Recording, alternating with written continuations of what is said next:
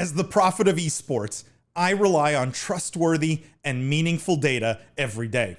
Data from our research partner, YouGov, offers the most complete view of esports fans and gamers in the world, providing context to who they are, what they think, the brands they buy, and things they do.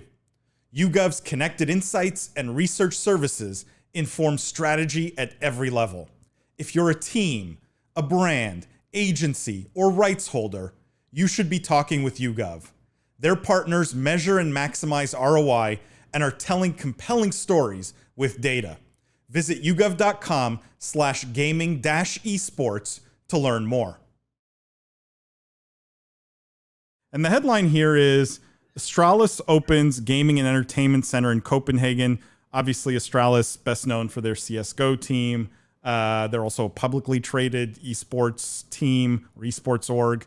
The sub-headline, fans will have the opportunity to meet Astralis' CSGO and FIFA players on the opening day of what they're calling Astralis Nexus. So it's a physical location.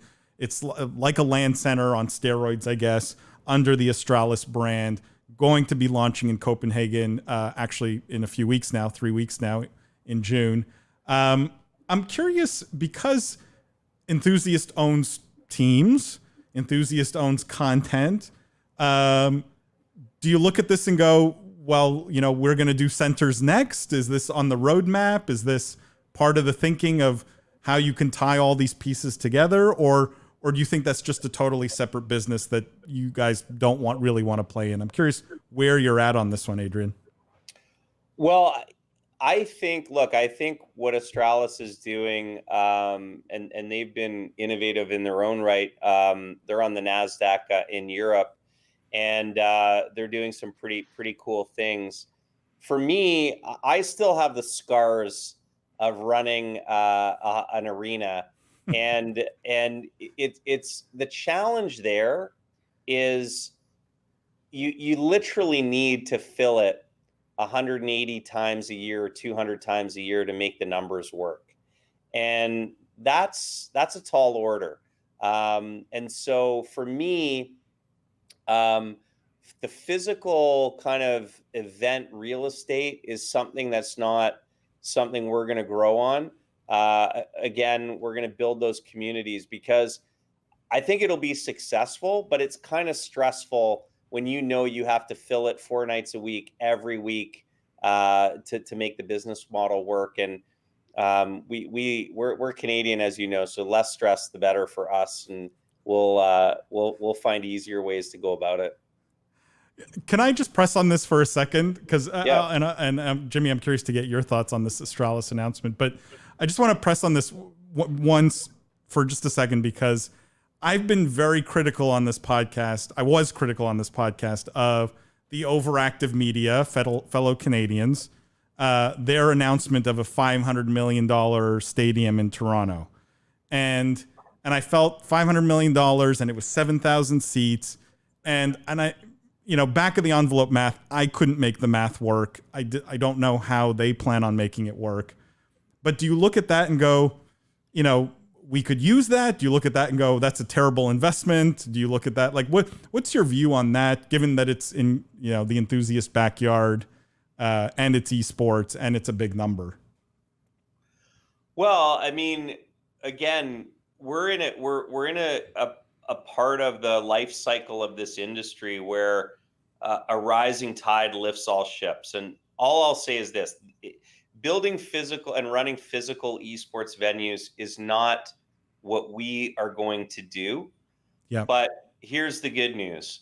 If 7,000 people are going to watch esports 150 times a year in Toronto, that means that my company will be worth $3 billion. You'll have 9 million people tuning into your podcast. Sure. Jimmy will be the chancellor of the University of California, Irvine, and the most successful professor. So again, if that works, it's a great point, right? And I think sometimes, and I'll put myself in that boat, sometimes people lose sight of that point, that, you know, success on any front for any player in the industry is good for the entire industry as a whole. of course, it makes for a less interesting podcast if we just always think everything is great, and and if I never, disagree with anything or call anything out. But totally agreed. I mean, we all hope for its success. The take I always the way I always look at it is like, could that $500 million be spent better somewhere else in the gaming space? I don't know. But I agree. I hope they fill it 150 nights a year. Because that just as a fan of gaming, that would be awesome. Yeah, and just to add a new perspective here, because Adrian, I appreciate it from the owner, event organizer kind of standpoint. I used to be in a lot of talks similar to this Astralis gaming arena with on the talent side of things. And for the talent, I could share that it was kind of the opposite of your point. It was such a load off their shoulders because these are people that are looking to monetize in new ways, looking to reach new audiences, looking for long-term agreements for repeat business. We were talking about Vegas type events, kind of like the in-house share concerts. So when I first read this, I looked at it from a talent perspective, like, wow, that manager, that team, they're going to be really happy to get that long-term contract here. But I never really thought of it from the other side of the table, which is like, this is an expensive venue that needs to put butts in seats, and that's a really tall order to do, like you said, 200 times a year. Yeah, and again, I always boil it down to this, which is the hardest thing to do in the world. Believe it or not, there is a right answer to that question. The absolute hardest thing to do in the world is to get someone to go somewhere to participate in something, right? Like you could organize a dinner party this weekend, and I guarantee you, if you want 6 people there, one person's going to cancel. Right. So imagine if that's the reality, imagine trying to get 7,000 people 200 times a year. It's really, really hard. And so, Paul, you made a point earlier, which is one of the most interesting points about esports. Somebody owns the game, right? So if you and I and Jimmy wanted to organize a basketball tournament and charge $50 a head and keep all the profits and go have a great night out on the town, we could do that because nobody owns basketball. But if we wanted to host an Overwatch tournament and it was really successful, one of us would be getting a call from Activision saying, "Where's my cut?" And that's, again, that's a challenge to the business model that I'd rather avoid. Yeah, that's a rabbit hole there, Adrian, of like, when do you think that power dynamic shifts in the industry? Because at some point it has to, I would think, especially from a team owner perspective, right? Like at some point, the owners have enough bargaining power collectively, and the audiences are big enough that you can sort of sit with the other owners and go, hey, Activision Blizzard, that 50-50 split we agreed to, 3 years ago, we'd like it to be 75-25. I don't know. Do you think that day is coming where the publisher will wield, or at least their power will be checked?